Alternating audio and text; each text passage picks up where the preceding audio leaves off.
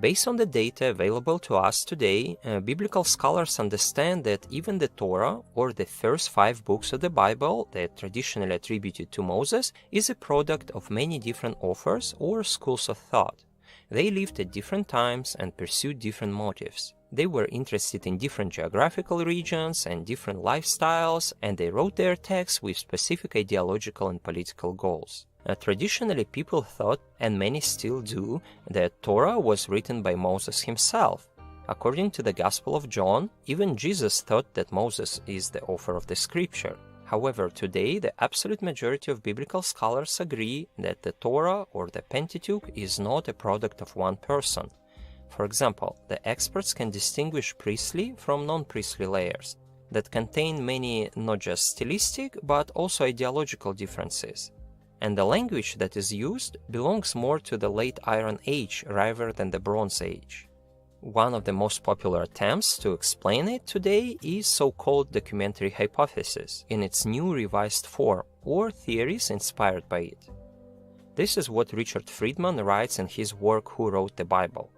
At the present, however, there is hardly a biblical scholar in the world who would claim that the 5 books of Moses were written by Moses or by any one person.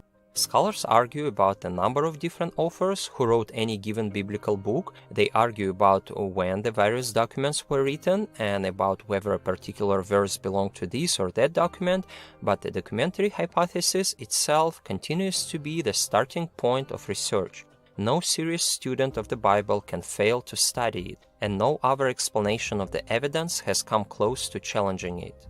The hypothesis takes roots earlier, but was developed and popularized mainly by Julius Wellhausen in the 19th century. It claims that the first 5 books of the Bible are based on 4 originally independent sources, which gradually developed in different traditions.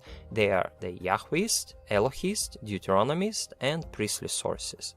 As you will learn soon, all of them were written in different historical periods, possibly divided by hundreds of years, and they represent different and even competing schools of thought and theology.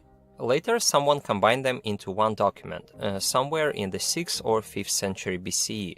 I'll even tell you who possibly did it and why. Of course, it would simply be educated guesses, but guesses of experts in the field. This is what Joel Baden states. When the Pentateuch is read with a careful eye toward the narrative inconsistencies, the individual fragments coalesce into 4 strands or sources, each of which is intentionally consistent and markedly distinct in its historical claims.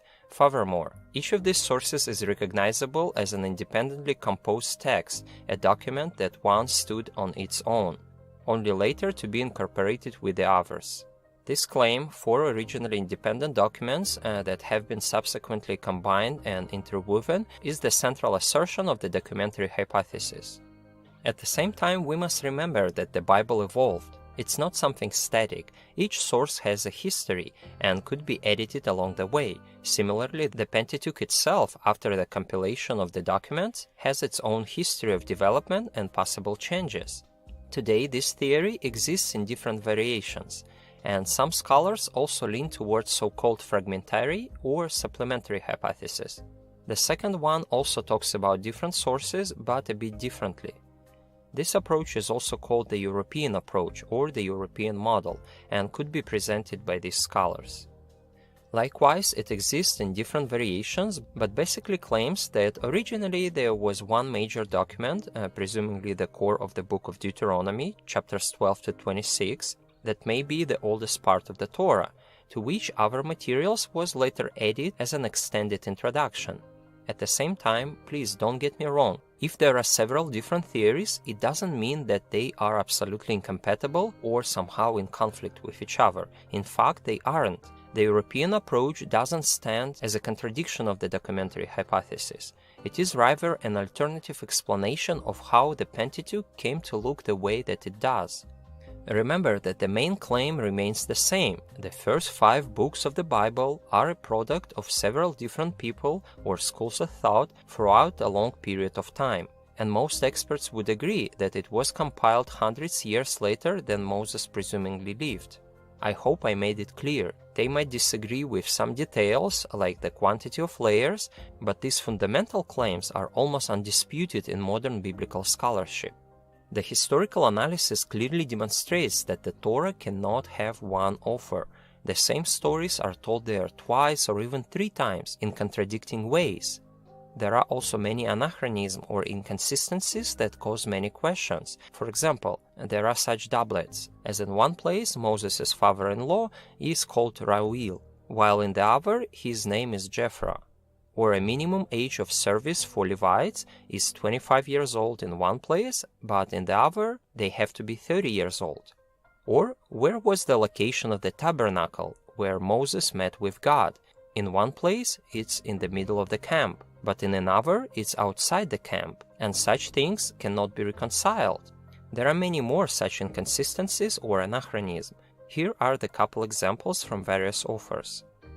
I don't want to name all of them, but here is just one example. The Philistines that are mentioned in the book of Genesis and Exodus were not present in Palestine at that time. Such places in the text made scholars realize that these books were written way later than the time they pretend to be written. Only after examining the text, the documentary hypothesis comes to conclusion that more likely the Torah had 4 major layers or sources. Here you may see how some scholars divide them by time and features. Shortly, J is the one who calls the God Yahweh and represents interests of the southern kingdom of Judah. Elohist is the one who uses the word Elohim for God and stands for the northern kingdom of Israel.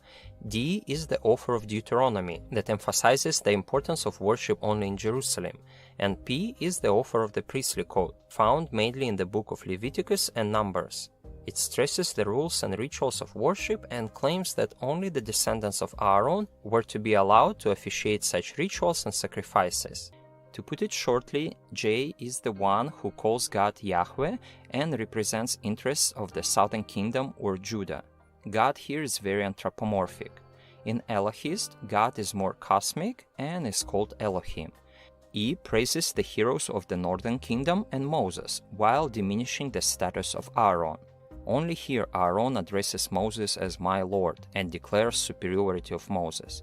In contrast, the author of the priestly code is critical of Moses but praises Aaron and his descendants. Only they are allowed to perform special rituals.